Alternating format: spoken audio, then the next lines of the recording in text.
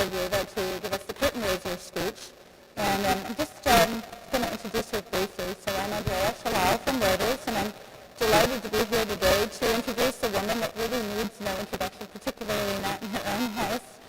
But I'll do it for the audience out there. Kristalina began her second-year term at the helm of the IMF this month, as you know. She's the first woman from an emerging market to head the global lender, and only the second woman to run this institution, which is celebrating its 80th anniversary this year. The firsts are many, and we won't go through them all, but she was also the first Bulgarian to ever visit Fiji, which is always one of those fun factoids. Georgieva, who calls herself an unwavering optimist, took over months before the COVID-19 pandemic. And I remember well how she spoke out at a G20 meeting in Riyadh, Saudi Arabia, in February 2020 about the potential devastating consequences of the disease that was just starting, a scourge that ultimately has claimed over something like 7 million lives to date. At that time, in those very early days, other finance officials were downplaying the risks. Of course, we know what happened. And the IMF played a critical role in shaping the world's response. Since the pandemic, the IMF has provided about $1 trillion in liquidity and finance for its 190 members, soon to be 191. Georgieva brings a different perspective to this job of running the IMF than her predecessors. And that, reflects her experience. She grew up in communist Bulgaria behind the Iron Curtain and knew what it meant to experience the deprivations of that system. She experienced firsthand the impact of structural reforms that she and that the institution prescribed. She wanted to study journalism, but was eventually accepted, but that was difficult to get into it. But eventually was accepted into Bulgaria's Institute of Economics and quickly embraced the discipline as a useful way to understand and interpret our complicated world. It was like serendipity, really. She studied French, but went to Britain, later learned there about market economies, later writing the first textbook on microeconomics in Bulgaria, then working at the World Bank, then at the European Commission, returning to the World Bank to be its CEO, and since 2019, since October 1st, she's been the managing director here, just across the street from the World Bank. Under her leadership, and I think many of you probably were in the room that day when she greeted the people here at the institution. Under her leadership, the IMF has adopted a first-ever climate strategy, sustained its first long-term lending instrument, the Resilience and Sustainability Trust. And just last year, the IMF increased its quota shares to member countries by 50% on an equal-proportional basis. It also has added a third sub-Saharan African share to the IMF board. And as you know, she's raised her voice for gender equality. And in fact, one of the first events that she did upon taking over was a very large and well-attended panel on gender. She's called for greater attention to climate change, and despite the responsibility she holds, still manages to spend time with her grandchildren, a granddaughter and a grandson. I'm honored to introduce her now to present a curtain raiser for next week's annual meeting for the IMF and the World Bank. Please welcome Kristalina.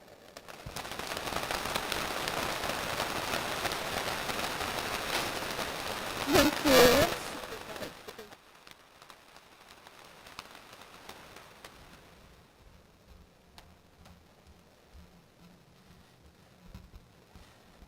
Thank you, Andrea.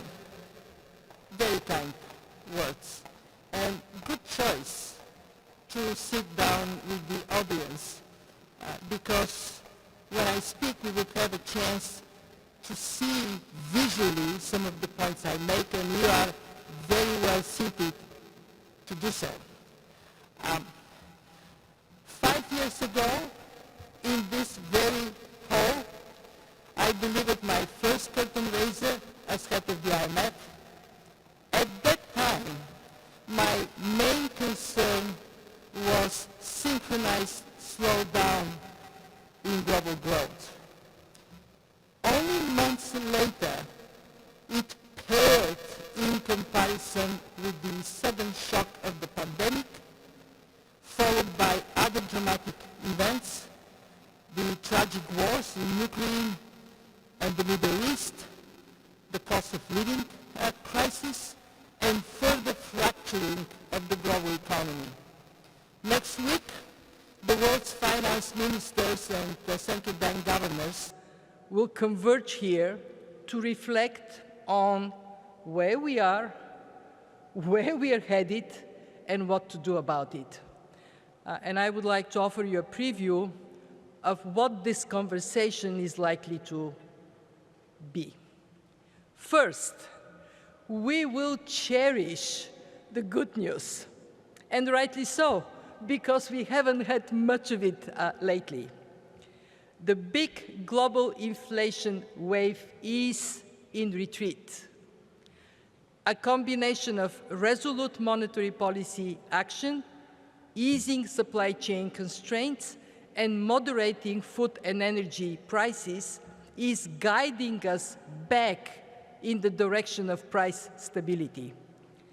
And this has been done without tipping the global economy into recession and large-scale job losses, something we saw during the pandemic and after past inflation episodes, and which many feared we would see again. But we didn't. Both in the US and Euro area labor markets, we see, just taking these two examples, we see cooling in an orderly manner. And let's pause and recognize this is a big achievement. Where did this resilience come from? Answer: from strong policy and institutional foundations built over time, and from international policy cooperation as countries learn to act fast and act together. We are benefiting from central bank independence in advanced economies and in many emerging markets. We are benefiting from years of prudential reforms in banking, from progress made in building fiscal institutions, and progress made in capacity development worldwide. But despite the good news, don't expect any victory parties next week, for at least 3 reasons. Well, one, inflation rates may be falling, but the higher price level that we all feel in our wallets is here to stay. Families are hurting, people are angry. Advanced economies saw inflation rates at once-in-a-generation highs, and that memory is not going to be erased rapidly. So did many emerging market economies. But look at how bad the situation was for low-income countries. At the country level and at the level of individuals, inflation always hits the poor the hardest. Well, 2, and even worse, we are in a difficult geopolitical environment. We are all very worried about the expanding conflict in the Middle East and its potential to destabilize regional economies and global oil and gas markets. Its humanitarian impact, alongside the prolonged wars in Ukraine and wars elsewhere, is heartbreaking, and it is harming confidence in the world economy. And on top of it all, this is happening at the time when our forecasts point to an unforgiving combination of low growth and high debt, a difficult future. Let's take a closer look. Medium-term growth is forecast to be lackluster, not sharply lower than pre-pandemic, but far from good enough. Not enough to eradicate world poverty, nor to create the number of jobs we require, nor to generate the tax revenues that governments need to service heavy debt loads, while attending to vast investment needs, including for the green transition. This picture is made more troubling by high and rising public debt, way higher than before the pandemic. Even after the brief but significant fall in debt to GDP as inflation lifted nominal GDP. And do please notice the shaded area on this chart. What it shows is that in severe but plausible adverse scenario, debt could climb some 20 percentage points of GDP above our baseline. What does it mean for fiscal space? To answer this question, let's look at the share of government revenue consumed by interest payments. This is where high debt, high interest rates, and low growth come together, because it is growth that generates the revenue governments need to function and invest. As debt increases, fiscal space contracts disproportionately more in low-income countries. Not all debt burdens are made equal. And fiscal space keeps shrinking. Just look at the frightening evolution of the interest-to-revenue ratio over time. We can immediately see how the tough spending choices have become tougher, with higher debt payments hanging on our heads. Schools or climate? Digital connectivity or roads and bridges? This is what it comes down to, making these tough choices. And to make matters worse, we live in deeply troubled times. The peace dividend from the end of the Cold War that Andrea talked about, I experienced on the colder side of it, is increasingly at risk.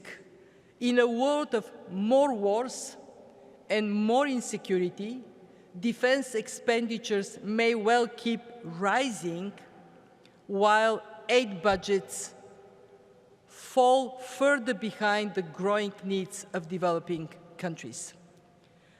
Not only is development assistance too small, but major players, driven by national security concerns, are increasingly resorting to industrial policy and protectionism, creating one trade restriction after another.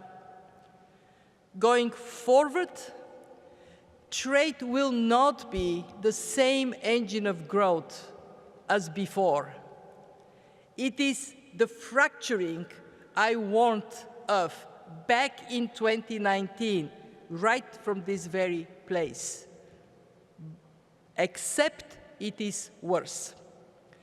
It is like pouring cold water on already lukewarm world economy. So what is my message today? My message today, we can do better.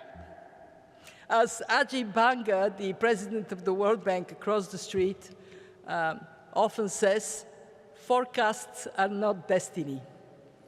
There is plenty we can and must do to lift our growth potential, reduce debt, and build a more resilient world economy.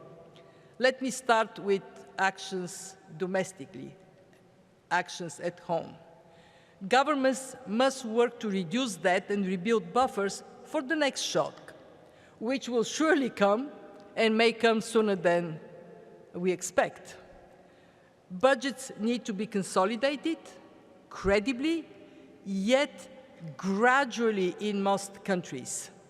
This will involve difficult choices on how to raise revenues and make spending more efficient, while also making sure that policy actions are well explained to earn the trust of the people.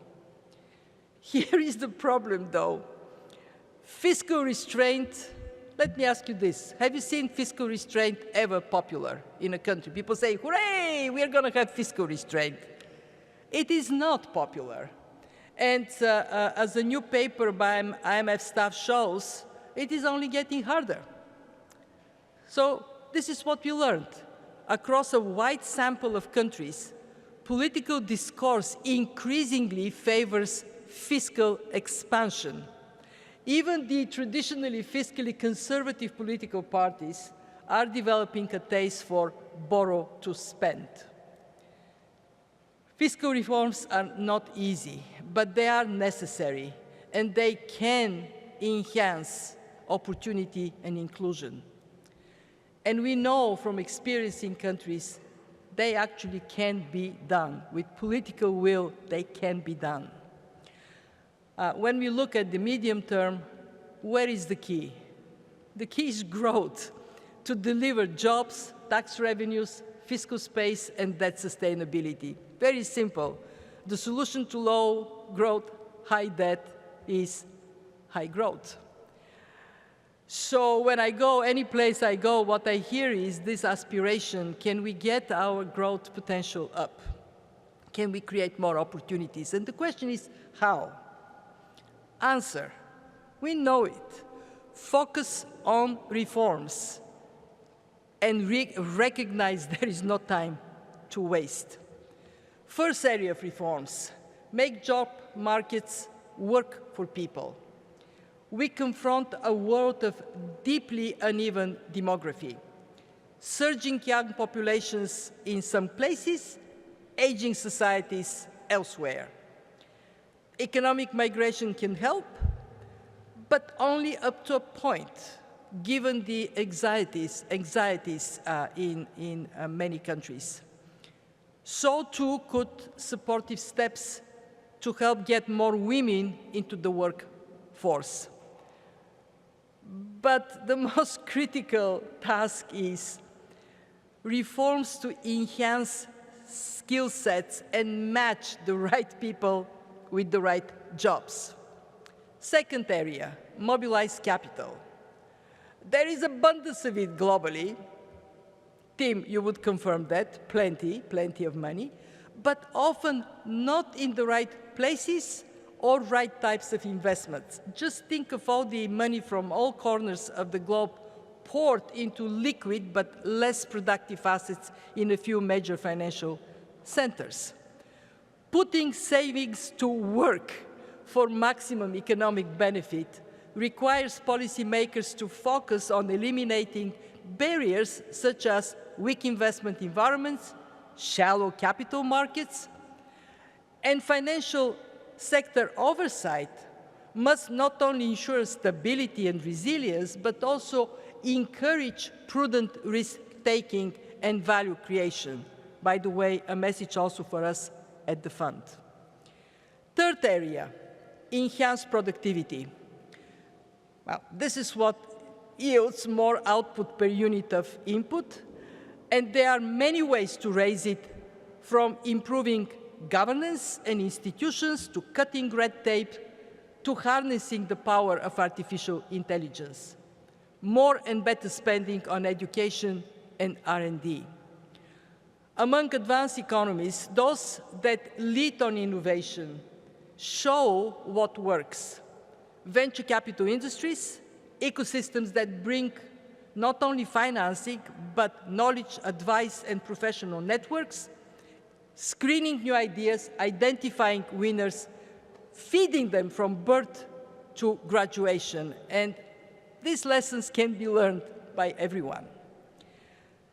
What we have seen over the last years, tragically, is that the pace of reform has been slowing since the global financial crisis, as discontent has risen.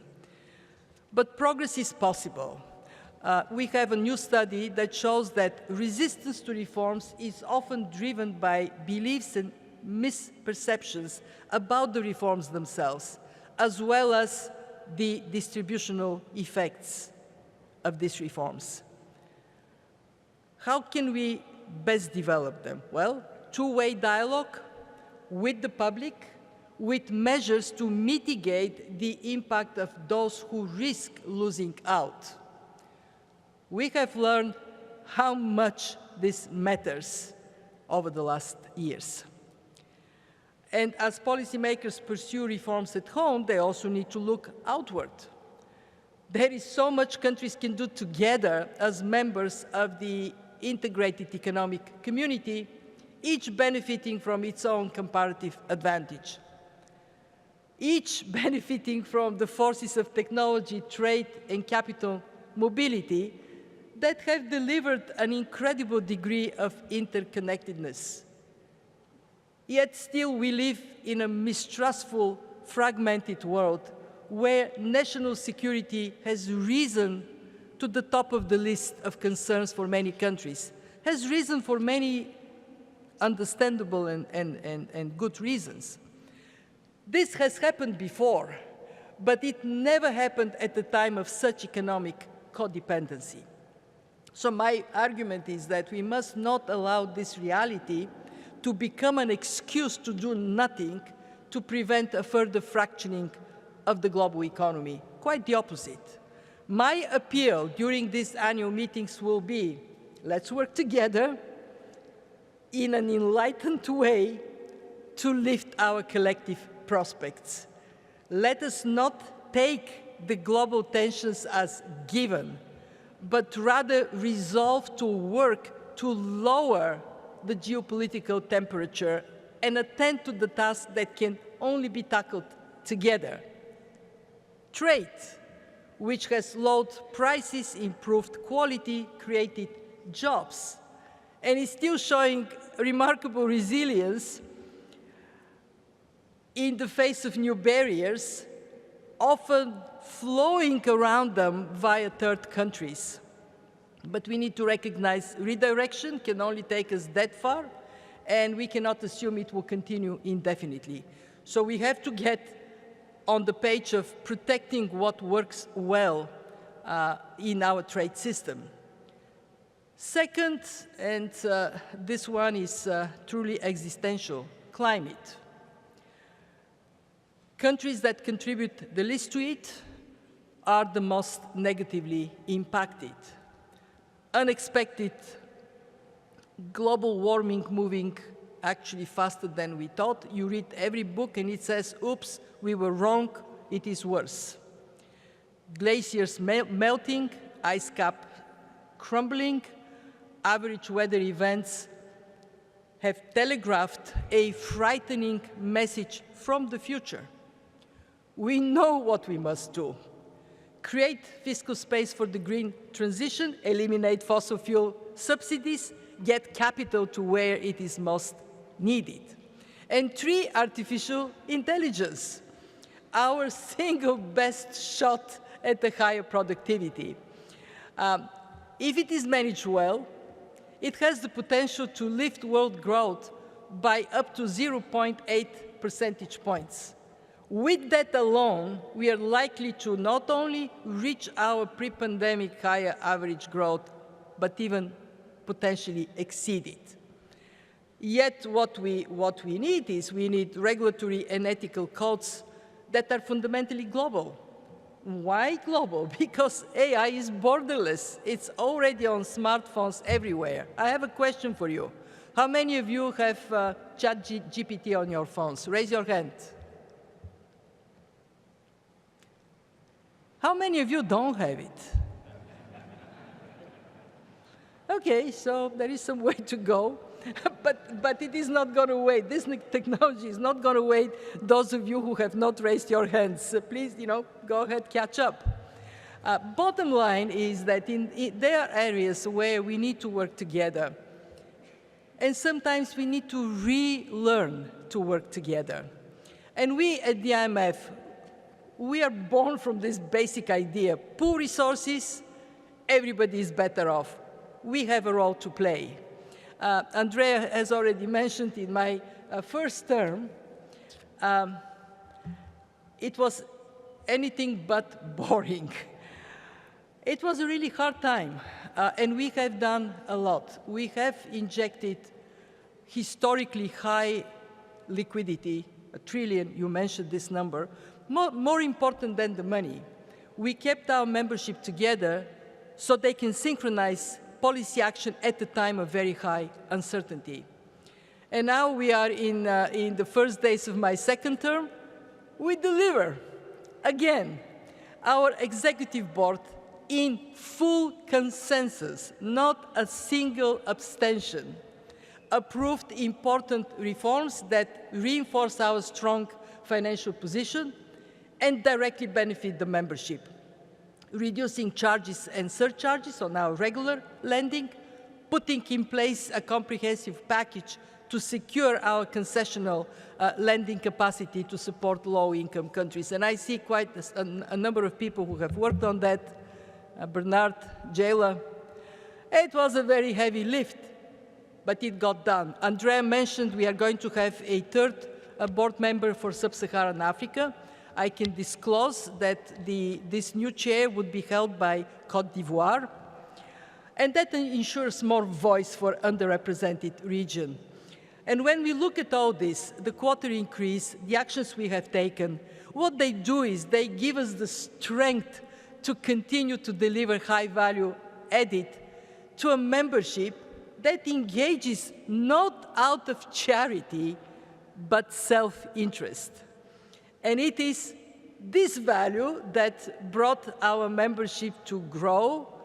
Now we are welcoming very warmly the Principality of Liechtenstein as our 191st member. So when I go back to the founding of the Bretton Woods in the dark days of 1944 to today, what we have established is a tradition of adapting to the changing world around us. And today you have my word. This will continue. We will stand with our members, always looking for the most impactful way to serve.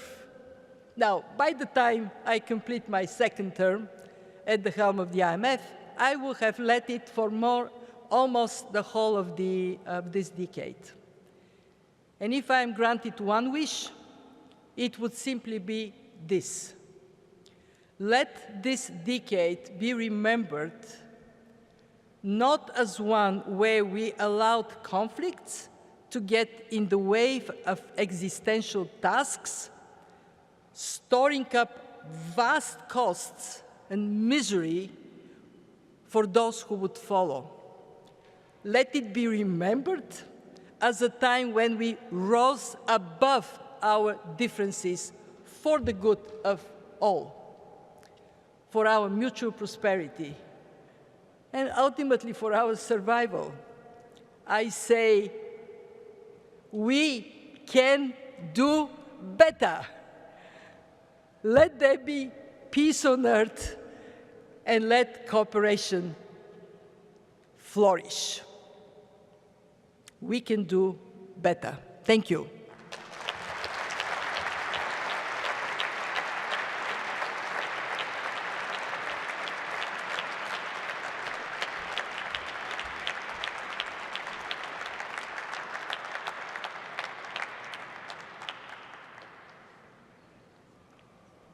Well, thank you so much, Chris. We are together here. Yes, terrific. Now we get a chance to ask questions, which is my favorite part. Thank you so much for that overview. I did want to sort of go into the big picture here. You know, clearly the global economy is facing tremendous uncertainty. You mentioned rising tensions in the Middle East, where we've seen just dreadful, horrific pictures in recent days and over the past year. There's Russia's ongoing war in Ukraine, rising protectionism. The chart was seeing that, the trade restrictions is pretty shocking, I have to say, seeing it visualized like that. We're also seeing major devastating weather events, and with increasing frequency, and of course, you know, we're here in the United States where an election will decide many things in just a few weeks. As you prepare for these annual meetings next week, how worried are you about the global economy and the headwinds that we face? I mean, it does seem like the challenges are daunting and the risks are on the downside. This is a very interesting situation we find ourselves to be, because it combines better than expected performance of the world economy and risks to the downside. So when we are assessing the situation, what I want to emphasize is that incredible resilience we have demonstrated, Andrea, over the last years, and especially in this last year when we were fighting inflation. It does come from years and years and years of investing in strong institutions and also investing in the world having channels of communication, ability to engage. And this investment, I don't think is gone. It actually, we will see it next week continuing. My expectation is that we will see governors and ministers coming here, living outside their differences. I mean, the line I would use is leave your trade war out, leave your Cold War out. If, God forbid, if you have a hot war, leave it out. And if you have a proxy war, leave it out. And engage on the important policy choices that I just outlined that are very pressing for us. It's a mixed picture. When you look at the world, and just in a couple of days we will come with the growth projections, what we see is compared to historical performance, China is slowing down, India is accelerating, and some other parts of Asia accelerating. The US is doing quite well. Europe can do better. So in that picture, I think the issue that would dominate is, are we going to ride on the opportunities that we are presented with by technology and by the instruments of collaboration we have built, or we would retreat to a worse position. You heard me. I think each and every one of us, in whatever we do, institutionally, individually, we have a very important responsibility. I hope the media would take it as well, to work for doing better. And in that sense, I'm not super pessimistic, because if you look at the trajectory of the world economy, yeah, we can do better, but we can also do much worse.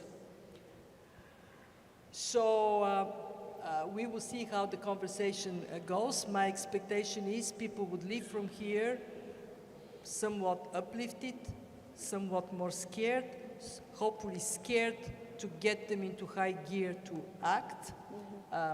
We will do our part to bring both, look, get more scared, but hey, there are things you can do. Go back home, do them. Well, that brings me to another question, which is you've outlined ways that policymakers can bolster what you call lackluster growth forecasts by improving their fiscal situation, whether that's through raising taxes, reducing and boosting revenues, reducing debt, enhancing productivity. But, you know, as your paper shows, doing that is hard, really hard to get through. What's your advice when you meet with the ministers from countries that, you know, need to implement those very often very painful reforms? In 2 words, buckle up. I lived in a country that has gone through tremendous structural transformation. It is painful, but then you reap off the benefits from it. And when you look around the world, there are these shining examples. I mean, look at Brazil. Brazil started in 2017 reforms of the labor market, then they went into tax reforms, value-added tax reforms. What we see from the data is that growth in Brazil is boosted by somewhere between 0.3, 0.5%. That is significant. Or you look at the performance of India over the years. Remarkable. India was a country in the 90s where you cannot make a step forward because of red tape. Everything needs to be permitted. Permits require, they breed corruption. The country doesn't move. Look at India today. It is a bright spot on the world horizon. So the question really is how to generate that determination and then go to work. I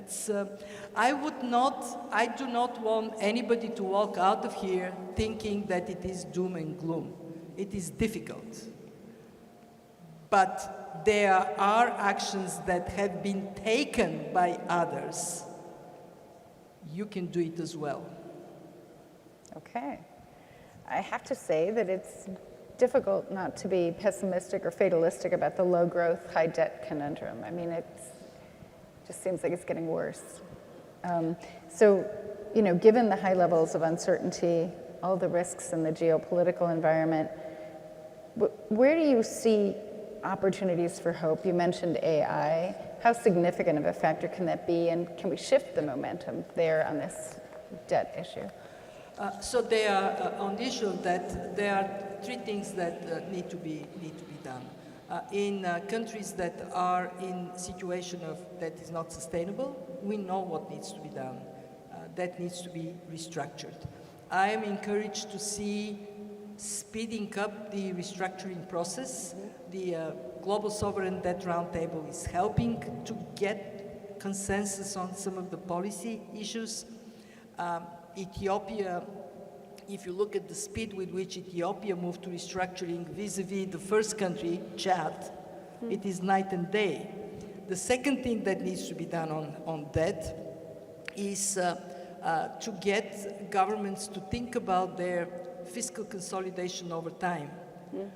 We worry of too fast tightening because you have to find this balance between you're still supporting growth in the economy, but you're getting fiscal consolidation in place. We actually very actively and loudly tell countries, yes, consolidate credibly, but do it over time so you don't suffocate your growth potential. And three, there are things that can help economies to grow. I mean, look at the enormous impact of the green transition and the digital transformation. It is powering up parts of the world in a way that is just amazing. And then when I think about my concern around what is going on, the distance between those who do well and those who don't, unfortunately, is growing. So what we used to be in a world of convergence, now we are in a world of divergence. So pay attention not only to yourself, pay attention to others. And this is where this whole conversation about trade restrictions, industrial policy comes into play, because you throw cold water on the economies of others. Guess what? The world economy is shrinking. The pie of which you are part would get smaller. So a bit more rational design of policies, and this is where the fund comes, because what we can do is show what are the costs, what are the benefits, in the most transparent way for policymakers to make their mind. Again, Andrea, we can say, oh God, it's horrible. let's go home and lie in bed and cover our heads and go to sleep. Or we can say, this is a tremendous challenge, let's figure it out. When you, during your first term, you pioneered some work that was important in terms of addressing the needs. You mentioned the RST and also the global, you helped set up the Global Sovereign Debt Roundtable just to sort of help particularly China as the largest creditor, but others also work through the issues involved with debt restructuring. What's your next initiative? Where do you see opportunities really, or do you just keep? I'll tell you. What we focus at the fund right now are three things. Number one, make sure that this soft landing we talk about actually happens everywhere. Because let's not forget, we have a fleet of soon to be 191 planes. They all have to land softly. This is, I don't take that for given. So that work on helping countries with monetary policy, understanding what needs to be done, stays high. But then move the attention to the fiscal side and help countries in this fiscal consolidation that many of them have to do it wisely. Do it pro-growth, not growth suffocating. So that's one big thing. The second one is, if you come to the fund, almost every day there is a discussion around growth, structural reforms for growth, how do you lift up productivity, what we can learn from one country, transmit to the other. For us, yes, we are about monetary policy, macro stability, but let's remember our articles say for growth and employment. And we are very keen to see that ability of countries to grow enhanced by the support of the fund. And three, we are in a world where the changes technologically are so rapid that we risk new shocks to come for which we have a blind spot. Just think about technology affecting financial systems, cross-border payments, the way investments are managed. And that area of risk that is financial stability risk for us, for FSB, for BIS, for central banks, hugely, hugely important. So when you ask me what next for us, I'll tell you, I want the fund to be financially very strong, to anchor our members, and lean forward on the issues that matter to them. And one thing I'm extremely proud, we are financially strong, Andrea. The fund for years and years and years and years and years had a target for precautionary balances. This is what buffers us against risk in our portfolio.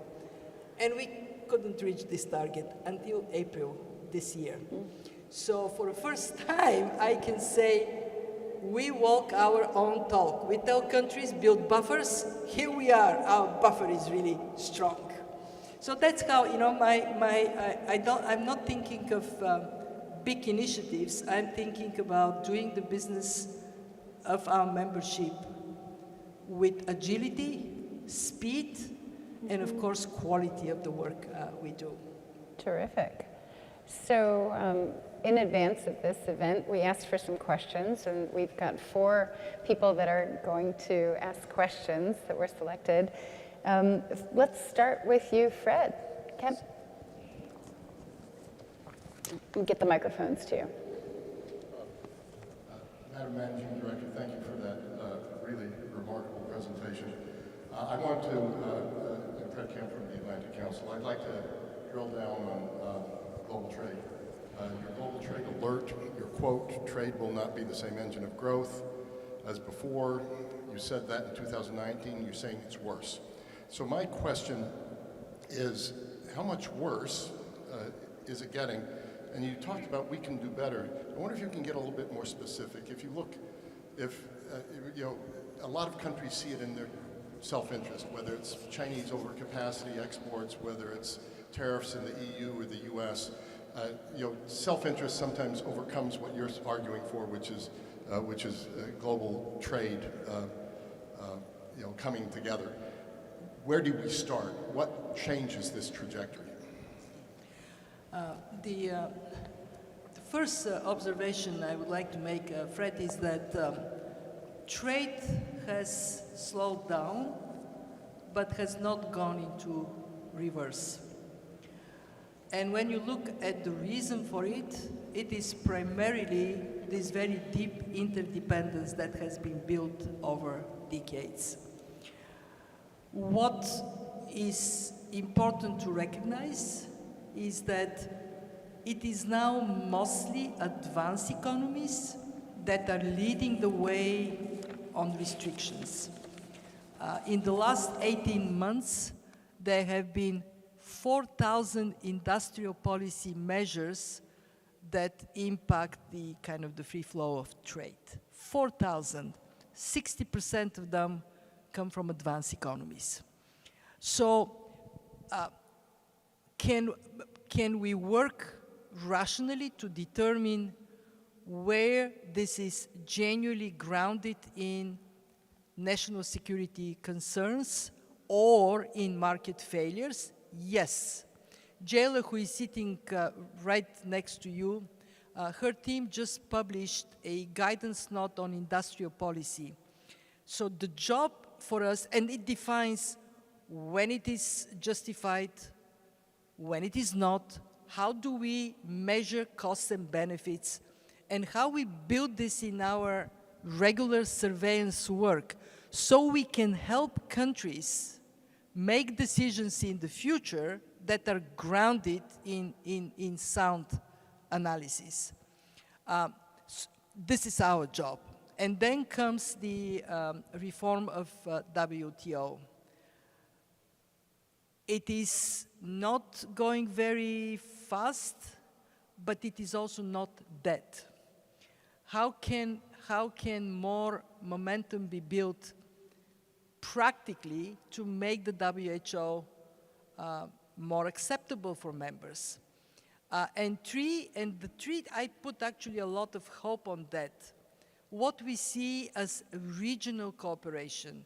So you have the world cooling off a little bit on global cooperation, but at the same time, we see ASEAN, Gulf Cooperation Council, countries that are linked by interests, for example, some of the commodity producers.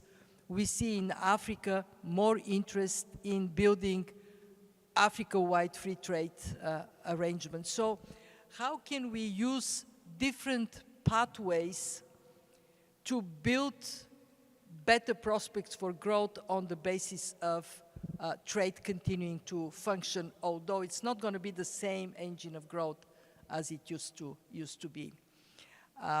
You, the Atlantic Council, you have also a role to play because you do a lot of this analysis of comparative performance. I think we have to be, one thing I would advise against is don't take it for granted that, oh, well, this is how it is. You know, make the analysis, show the arguments, better days would come. But these are the three things. One is make sure people understand the implications of measures they take, especially industrial policy measures, and we can help.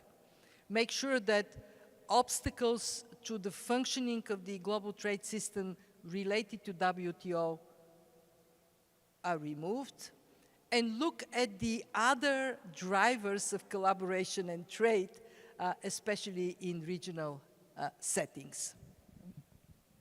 Let me just follow up on Fred's question, and then we'll go to a few more questions. But it occurs to me that, you know, when you talk about inflation coming down and prices staying up, it's one of the big drivers of the discontent. But isn't the same thing sort of true with trade restrictions, that once they're implemented, they're really hard to dismantle? Going away, you know, going back is always harder. Andres, one of the main messages of this industrial policy piece I mentioned is, it says, Whatever you do, make it temporary. Build an exit door. Don't make it so you cannot leave it. But you're right, occasionally this is the case. Since you mentioned inflation, why are we concerned about trade restrictions and protectionism? Because actually, who pays for it? Who pays for tariffs? It would be the businesses and the consumers, mostly in the country that has created the tariffs. And also what we see is that there is 3 out of 4, if this is to happen, in 3 out of 4 cases, there would be retaliation. So somebody's going to get hurt because of this.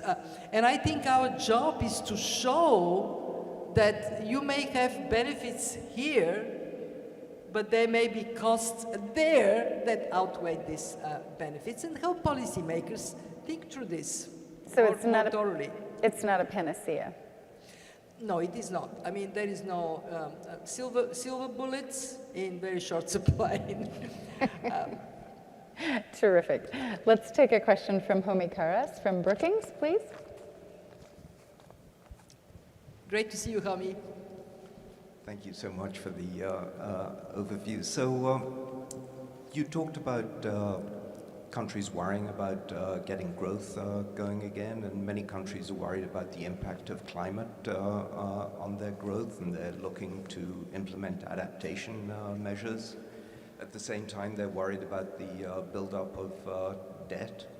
So I just wanted to ask, how do you view balancing those two kinds of risks at the same time? And should we be using tools like cost-benefit analysis to say, this makes sense for adaptation spending? Much of that's going to have to be public spending, especially in developing countries.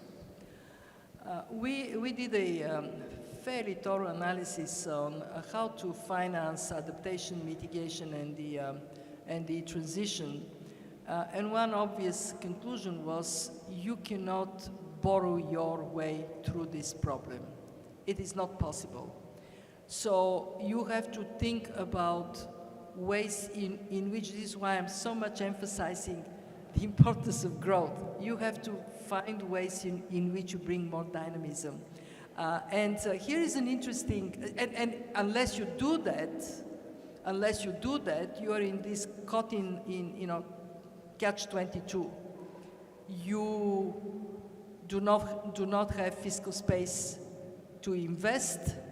As a result, you underinvest, and climate shocks are more damaging to you. What agitates me, honestly, is that there is so much that we know about the way to lift up productivity and growth. I mean, for God's sake, do it. Our staff says that, I mean, it's very interesting. They assess that if countries decide to catch up with the United States, just 15% of the structural measures that are in place here, delivering higher productivity for the United States, they can generate just about a percentage point stronger growth in their economies. In a way, if there were no solutions, I would have said, oh well, doomed. But there are solutions, and we lack the courage, the determination, the political will to go for them. So the answer to your question is engage with the public, create more appetite for the reforms that ultimately would guarantee our survival. Terrific. Let's go next to Raj Kumar, President and Editor-in-Chief at DevEx. Thank you so much. It's great to see you, and I appreciate the optimistic message. I was with you a couple of years ago when you had one of these solutions that you delivered today, which is the fragile and conflict-affected states strategy of the IMF. The first time the IMF was playing in that arena. You talked today about the big divergence between countries and where low-income countries are in this very shrinking fiscal space, growing debt. I think half of them are at or near a debt crisis. what does it mean for fragile and conflict-affected states that the bilateral foreign aid is going down, that their debt situation is worse? I know we talk about a soft landing, but it feels like for them, they're in a very different place. What's the model for them? What is the solutions-oriented model to get them out of this moment? We are working on a kind of a three-pronged approach as we engage with countries that face grave difficulties. One is to help them on the governance side, on the policy front, so they advance, they get better. The second one is to mobilize more assistance from others. We take our role to use programs, and we actually have now a record high number of programs, including in fragile states, so we can catalyze more funding for these countries. And three, recognize that the ultimate difficulty comes from conflicts and you know, the fact that there is no peace in some of these neighborhoods. And then what we do is we work with regional structures, we work with other organizations to bring forward attention to solving these problems. I mean, we are not a peace-building organization, but we have some convening capacity to get attention, to zero in on the Sahel, to zero in on the Horn of Africa, on Sudan, on countries that need more attention. I must say, it is very troubling that you would have a conflict like the one in Sudan, and it's not on Andrea's top list of stories to write. Yeah, that would be I mean, we do what we can to stabilize countries, and in some cases, there is progress. Take Somalia. Somalia was seen as sort of very difficult to pull out of the brink. Somalia is doing better, but unfortunately, the fragile country situation has not gotten in totality better. At the fund, we prioritize work there. We actually give people bonus points when they work in fragile states, because we want to work with those that need our help the most. We work with the bank very closely. We work with regional development banks to support these countries. And you're right, they do require all the attention the world can spare. Let me just follow up on that, and then we'll take one more question and wrap it up. But, you know, when you're talking about the kind of preparing for the next shocks, is it conceivable that the next shock is coming from an area of fragility? I mean, is it possible that we see, you know, generally the conventional wisdom is that these countries are very relatively small economies that don't impact the global economy. But, you know, how do you assess that? So first, let me say this. You asked me what, and I didn't quite answer your question, what I want to be my big thing in my second term. It is actually to teach us and then help our members to think of the unthinkable. Because the unthinkable is going to happen. And we have to have and actually we are building this muscle, so we anticipate and then we respond quickly, and we lean forward, target the most vulnerable. Could that be unthinkable that comes from a small country? Of course, this is possible. If you get a small country developing terrorist capabilities in a world of technology where drones can go anywhere, yeah, small country can cause big trouble. Yes. So how do you counter that? Well, you counter it with the tools of development. You make it so that countries actually have opportunities and alternatives to doing something unthinkable. I was, as many of you know, I was humanitarian crisis commissioner for 5 years. This is what helped me to be a good managing director in my first term when COVID hit. Because this is what I was wired to do, think of the unthinkable. Let's go now to Jordan Schwartz, who's Executive Vice President at the Inter-American Development Bank. Thank you so much, Jordan. Thank you, Andrea. A question about cooperation, since that was the call for engagement at the end of your speech. I think over the course of your tenure at the fund, we've watched the institution evolve further from one focused traditionally on balance of payments adjustment, fiscal management, to one ever more concerned with the impact of finance, whether it is climate change or productivity, or vulnerability, and equity, some of the points that you've raised. And that's brought, I think, the IMF closer to the multilateral development banks and ourselves closer to the fund.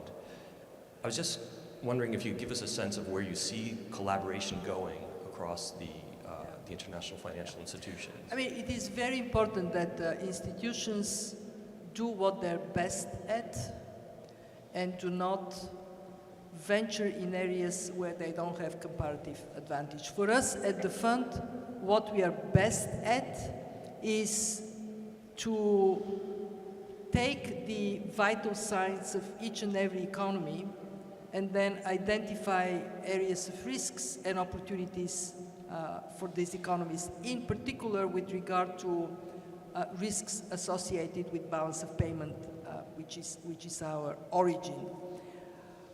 But as the world has become more complex and interconnected, we cannot separate balance of payment needs from policy choices countries make. We have to think about those. And there we find it very useful to partner with organizations that have deeper sectoral knowledge. I'll give you one example. We have the Resilience and Sustainability Trust, a long-term financing instrument to create fiscal space for climate policies, adaptation, mitigation. We benefit tremendously from your work, from the work of the World Bank, in understanding what are the key parameters for the climate performance of a country. Where is the intensity of emissions? Where is vulnerability to shocks?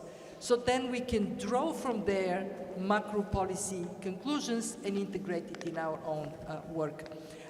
Frankly, I think for all of us in the multilateral financial institutions, stand up and be counted. If we are not seen as delivering value for our members and not seen as working together as one, the attitudes of society towards us are not going to be fantastic. So it is a matter of every single day show that the world is better off because of our collective cooperative existence.